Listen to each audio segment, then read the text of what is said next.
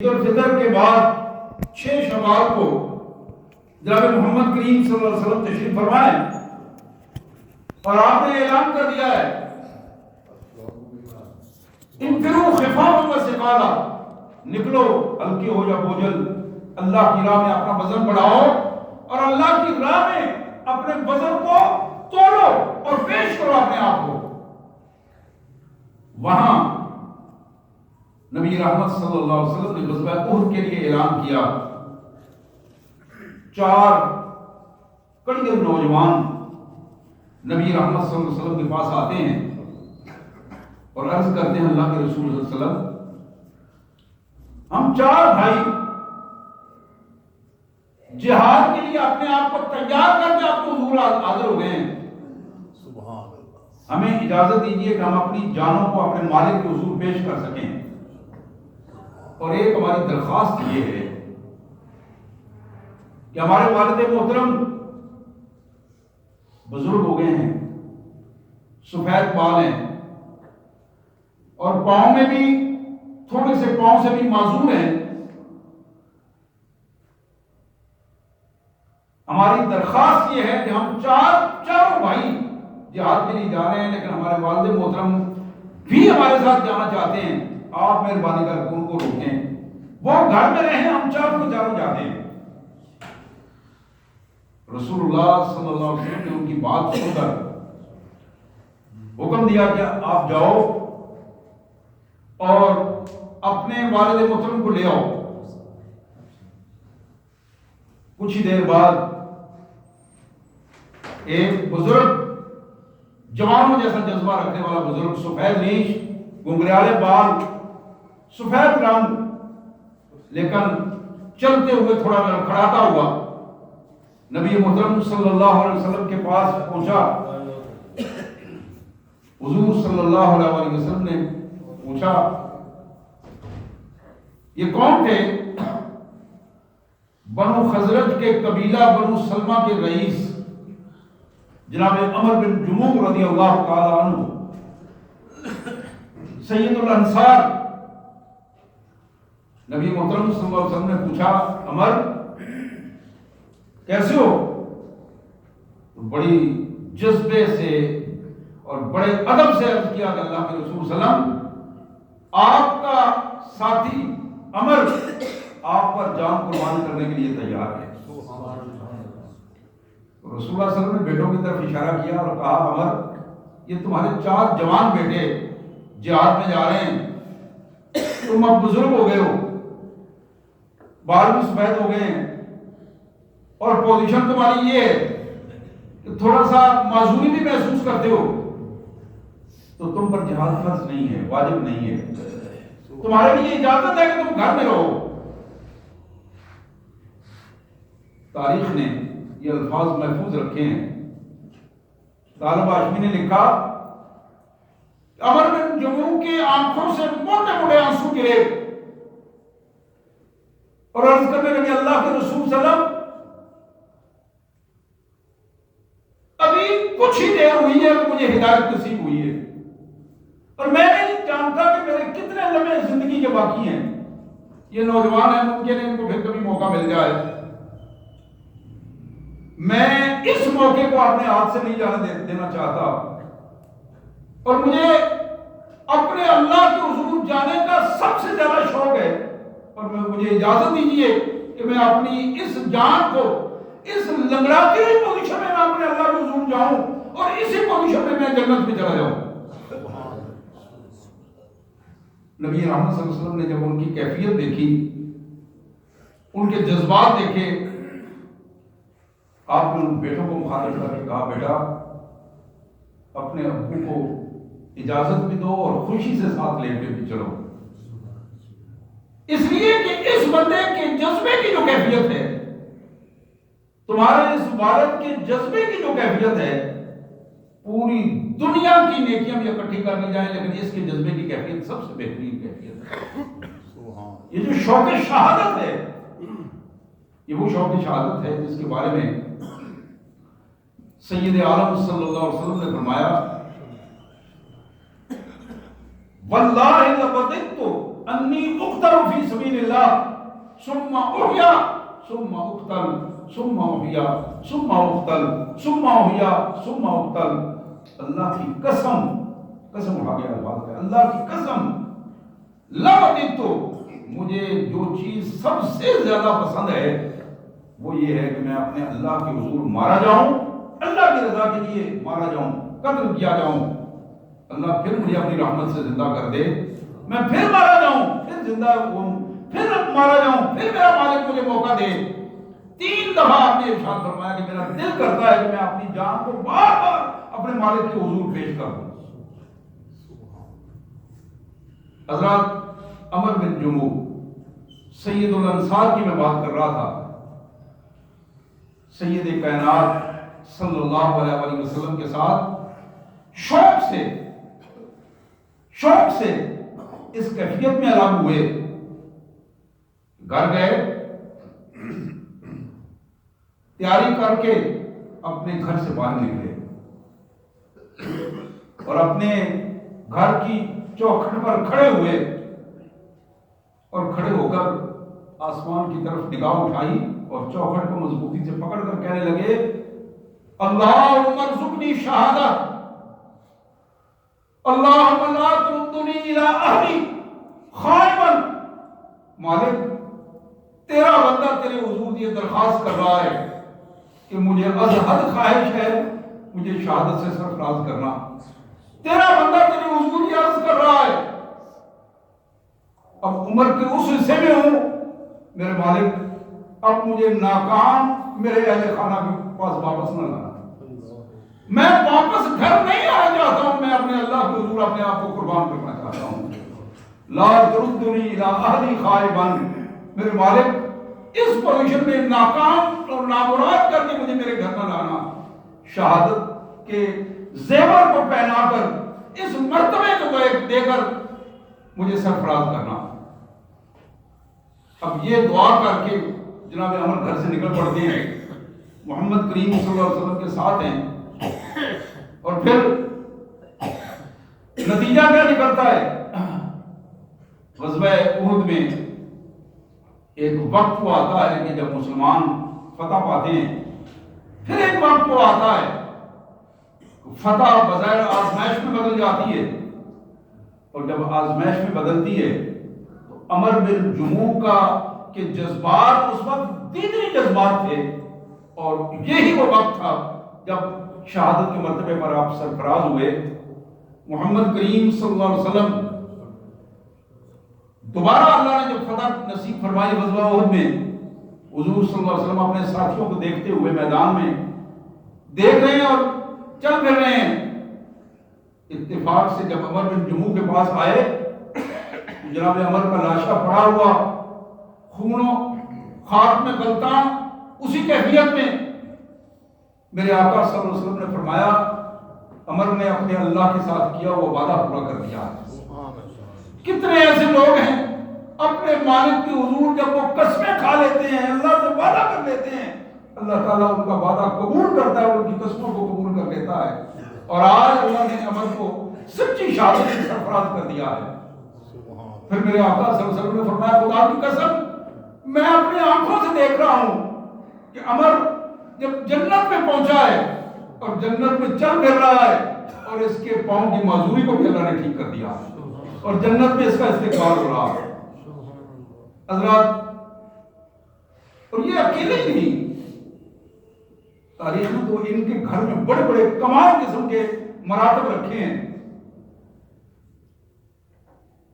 ان کی اہلیہ محترمہ اللہ تعالیٰ ان کو اور زیادہ اجر سے نوازے، جن کے 4 بیٹے بیعت پر 4 بیٹے میدان احد میں ہیں. شوہر بڑھاپے کے باوجود میدان احد میں موجود ہے، سگا بھائی نوجوان وہ بھی وہاں موجود ہے. اور یہ خاتون اپنے گھر سے نکلتی ہیں. ہند بنت حرام رضی اللہ تعالی عنہ، قبیلہ بنو سلمہ کی وہ عظیم شخصیت وہاں نکل رہی ہے گھر سے، اور چونکہ میدان احد قریب ہی ہے اور اسی کیفیت میں اپنے اونٹ کو ساتھ لے کر نکل رہی ہیں، اور جاتے ہوئے یوں ہی مدینہ طیبہ کی آبادی سے نکلتی ہیں تو خبر ملتی ہے کہ ہند تمہارا بیٹا معاذ شہید ہو گیا ہے۔ کہا یہ اللہ کا فیصلہ ہے، لیکن تم مجھے بتاؤ کہ میرے آقا محمد کریم صلی اللہ علیہ وسلم کا کیا حال ہے۔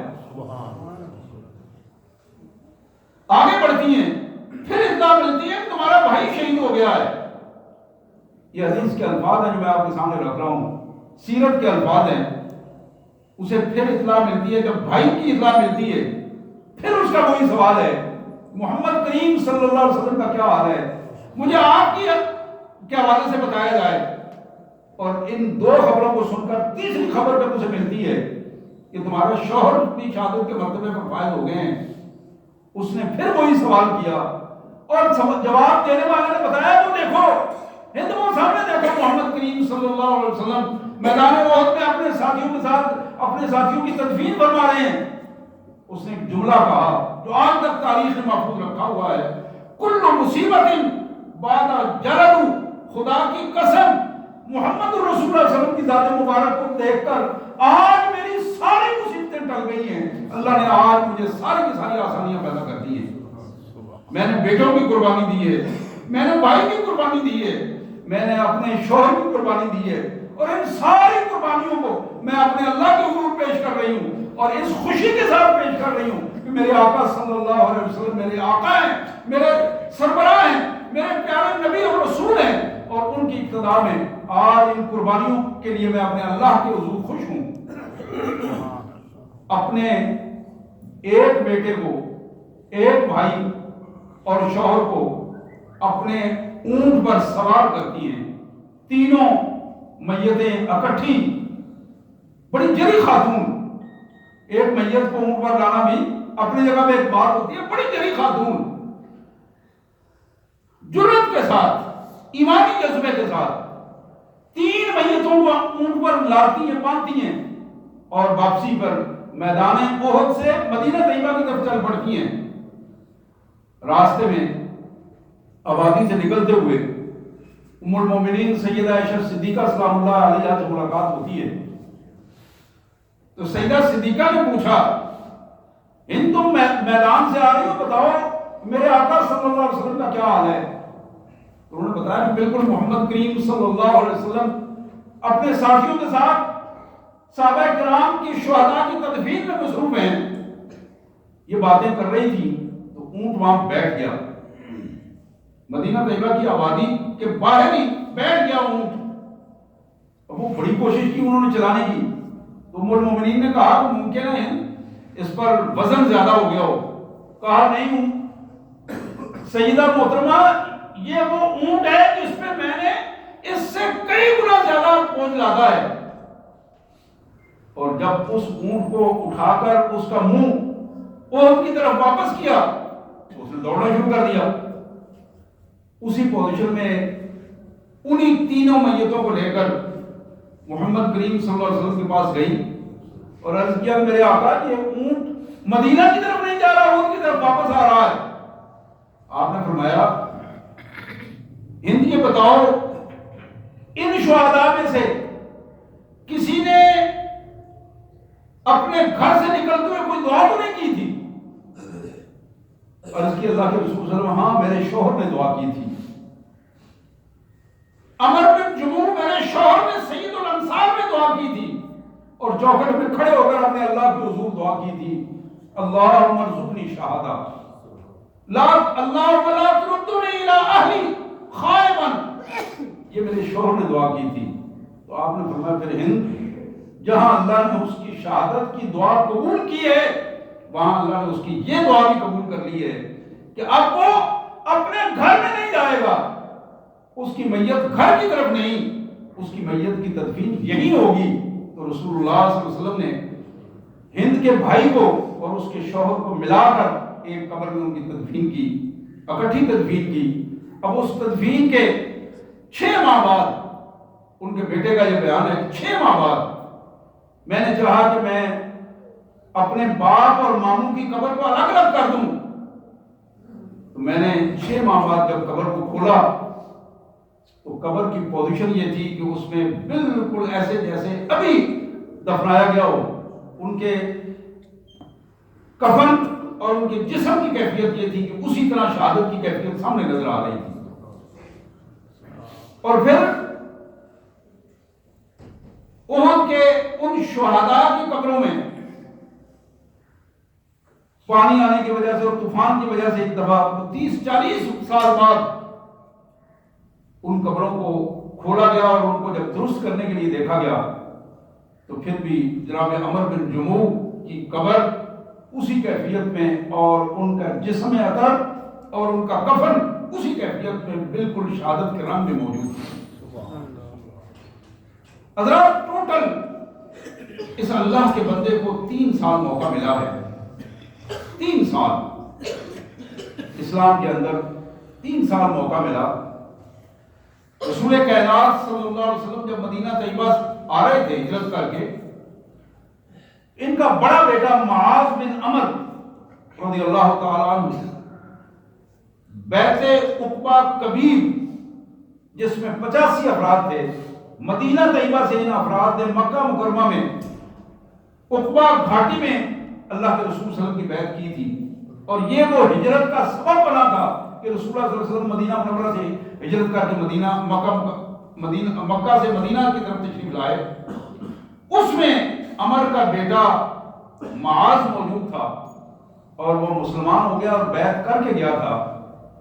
واپس جب گیا تو اسے تو پتا تھا کہ عمر قبیلہ بنو سلمہ کے بت خانے کا متولی تھا، اس کا باپ، اور وہ جہاں رئیس انصار تھا وہاں ان کا مذہبی رہنما بھی تھا. اور اس نے اپنے لیے ایک اسپیشل بت بنایا ہوا تھا، اپنے لیے ایک اسپیشل بت لکڑی کا بنایا ہوا تھا. اب معاذ نے اپنے باپ کو یہ تو نہیں کہا لیکن اپنی والدہ کے سامنے اس نے اظہار کیا. جب والدہ کے سامنے اظہار کیا تو اللہ تعالیٰ نے اس کی ماں کا سینہ بھی اسلام کے لیے کھول دیا، والدہ بھی مسلمان ہو گئے. اب عمر نے باہر سے سنا تو بیوی سے کہنا تھا تو سنا ہے جو معاذ کیا ہوا تھا تو یہ کہیں بے دین ہو گیا، یہ تو اب بتوں کے خلاف باتیں کرتا ہے. اس نے معاذ کے بارے میں جب یہ بات ہو رہی تھی تو وہیں نوجوان جو مدینہ منورہ کے 2-4 اکٹھے ہوئے انہوں نے مشورہ کیا یہ جو چاچا عمر ہے یہ اپنے بت سے بڑا پیار کرتا ہے، کسی طریقے سے اس بت سے اس کی جان چھڑوائی جائے. انہوں نے اکٹھے ہو کر ایک دن اس کا لکڑی کا بت اٹھایا اور انتہائی گندی قسم کا ایک گٹر ٹائپ ایک جگہ تھی وہاں جا کے اس میں گندگی میں پھینک دیا. اب عمر صبح اٹھا، وہ اس کا معبود صاحب بھی غائب ہے جس کی وہ عبادت کرتا تھا صبح سویرے جا کے، اب دیکھا وہ موجود ہی نہیں ہے. بڑی پریشانی کے عالم میں باہر نکلا، ڈھونڈتا وہ گٹر کو پر نظر پڑی، اس نے وہاں سے اس کو اٹھایا، وہ گندگی صاف کی، دھویا، دھو دا کے پھر جا کے اپنے گھر میں رکھا اور اس کے حضور ہاتھ باندھ کے کھڑا ہو گیا کہ حضرت آپ کہاں چلے گئے تھے اور کون ظالم تھا جس نے آپ کی انسلٹ کی اور وہاں آپ کو اٹھا کے لے گیا. اب دوسرے دن پھر وہی کام ہوا، تیسرے دن پھر وہی کام ہوا، اور یہ تینوں دن عمر بن جموح اپنے اس بت کو، لکڑی کے بت کو صاف کر کے لے آتا اور صاف ستھرا کر کے خوشبو لگا کے پھر رکھ دیتا.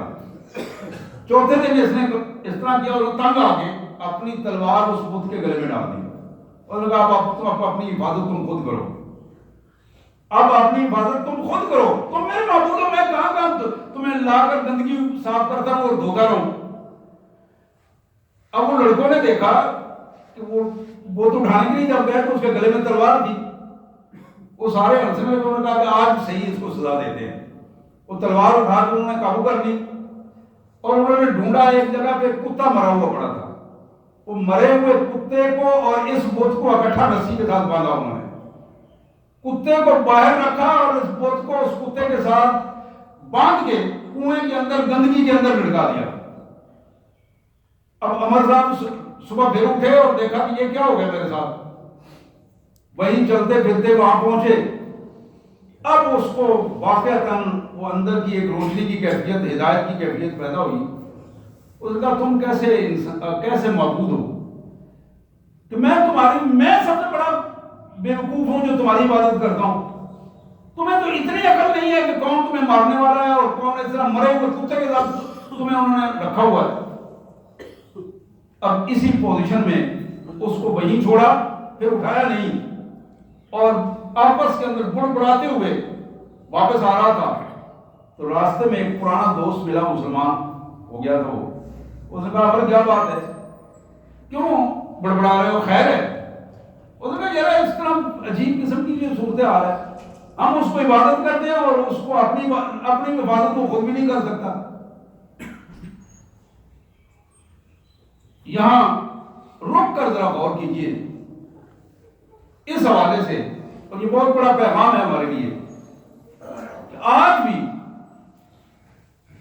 بھی نہ جانے کتنے ایسے لوگ ہیں جو دنیا داری میں بڑے عقل مند ہیں، بظاہر کاروبار میں بڑے عقل مند ہیں، بڑی بڑی فیکٹریاں ہیں، جاگیردار ہیں، بڑے بڑے فیصلے کرتے ہیں پنچایتوں میں بیٹھ کر، لیکن عقل ماری جاتی ہے ان کی وہاں جہاں جا کے قبروں پہ وہ سجدہ کرنا شروع کر دیتے ہیں. عقل ماری جاتی ہے وہاں جہاں جا کر اپنے جیسے انسانوں کے سامنے سجدہ ریز ہو جاتے ہیں. وہاں ان کی عقل ماری جاتی ہے جہاں بتوں اور تصویروں کے سامنے جا کے سجدہ ریز ہوتے ہیں. یہی بات عمر بن جموح کو جس نے ہٹ کیا تھا، اسی بات نے ہٹ کیا، اور اس نے کہا میرے ساتھ یہ کیا ہو رہا ہے. اس نے بتایا، اس مسلمان نے اسے بتایا، میرے پیارے بھائی تم کہاں ڈوبے ہوئے ہو، اس گندگی سے نکلو. یہ شرک کی گندگی ہے، یہ کفر کی گندگی ہے، یہ نفاق کی گندگی ہے. نکلو اس سے، اپنے آپ کو صاف ستھرے کرو اور اپنے اللہ سے رابطہ کرو. وہ اللہ جو زمین و آسمان کا رب ہے، وہ مالک جو جس نے تمہیں پیدا کیا ہے، وہ مالک جو تمہاری عزت کا مالک ہے، وہ مالک جو تمہیں رزق دیتا ہے. اپنے آپ کو اس مالک سے وابستہ کرو اور ان ساری شرک کی آلودگیوں، ان گندگیوں سے اپنے آپ کو نکالو. جب تم ان گندگیوں سے نکل کر صاف ستھرے ہو کر پڑھو گے اشہد ان لا الہ الا اللہ وحدہ لا شریک لہ، پھر دیکھو کہ تمہارے اندر کی کیفیت کیا ہوگی. اور پھر عمر بن جموح نے یہی کام کیا. محمد کریم صلی اللہ علیہ وسلم کے حضور پہنچا، اور وہاں پہنچ کر دل کی صفائی کے ساتھ اپنے پورے احترام کے ساتھ اس نے عرض کیا کہ میرے رسول صلی اللہ علیہ وسلم، آج میں نے دلی طور پر تسلیم کر لیا ہے، اپنے مالک کو بھی پہچان لیا ہے اور اپنے اللہ کے بھیجے ہوئے رسول کو بھی پہچان لیا ہے. اللہ کے رسول صلی اللہ علیہ وسلم نے کلمہ پڑھایا، اور پھر اس گھر میں خوشیوں کی ایک نیا رنگ تھا خوشیوں کا. اور ایک موقع پر نبی رحمت صلی اللہ علیہ وآلہ وسلم نے، آپ اتفاق سے چلتے چلتے بنو سلمہ کے آپ پہنچے، تو وہاں کچھ مسلمانوں نے آپ کا استقبال کیا، انصار نے. تو آپ نے پوچھا کہ تمہارا سردار کون ہے؟ تو کہنے لگے حضرت ہمارا سردار مجد بن فلان فلان بڑا بخیل آدمی ہے، بظاہر تو وہ سرداری پہ فائز ہے لیکن عجیب قسم کا بندہ ہے، نہ کسی کا فائدہ کرتا ہے، نہ کسی کے ساتھ چلنے کی پوزیشن میں ہے، کوئی صلاحیت نہیں ہے، بس اپنے آپ میں مگن رہتا ہے اور اپنی دولت کو گن گن کے سمیٹتا رہتا ہے. آپ نے فرمایا اچھا سن لو، آج کے بعد تمہارا سردار عمر بن جموح ہے. عمر بن جموح وہ شخص ہے جس نے اپنے آپ کو، اپنی ذات کو، اپنے پیسے کو، اپنی صلاحیتوں کو اللہ اور اللہ کے رسول کے لیے وقف کر دیا ہے. حضرات حقیقت یہ ہے کہ ہم اگر پوری سنجیدگی کے ساتھ محمد کریم صلی اللہ علیہ وسلم کے ساتھیوں کا جائزہ لیں تو ہمیں ان جانثاروں کی کیفیت نظر آئے گی، ان جانثاروں کی کیفیت اور وہ جذبہ نظر آئے گا جو جذبہ کسی بھی دور میں، کسی بھی حالت میں، کسی بھی بڑے سے بڑے طوفان کے سامنے ماند نہیں پڑا. آج 1400 سال سے زیادہ وقت گزر چکا ہے، لیکن مسلمانوں کے اندر وہ جذبہ جہاد کی پوزیشن، مسلمانوں کے اندر وہ قوت، جس قوت کی وجہ سے اللہ کے رسول صلی اللہ علیہ وسلم نے فرمایا کہ تمہاری عزت ہوگی. میرے آقا صلی اللہ علیہ وسلم نے فرمایا کہ جب تک مسلمان جہاد کی قوت کو اپنے اندر زندہ رکھیں گے اور مجاہدین کے حقیقی مجاہدین پیدا کرتے رہیں گے اور مجاہدین ان کی امت کا ایک حرامت رستہ رہیں گے، اس وقت تک دنیا کی کوئی قوت مسلمانوں کو ذلت اور رسوائی کی طرف کا پیغام نہیں دے سکتی. مسلمان غالب رہیں گے اور پوری دنیا کو مغلوب رکھیں گے، لیکن جب مسلمان جہاد سے منہ موڑ جائیں گے پھر نتیجہ یہ نکلے گا کہ ذلت اور رسوائی ان کا مقدر بن جائے گی.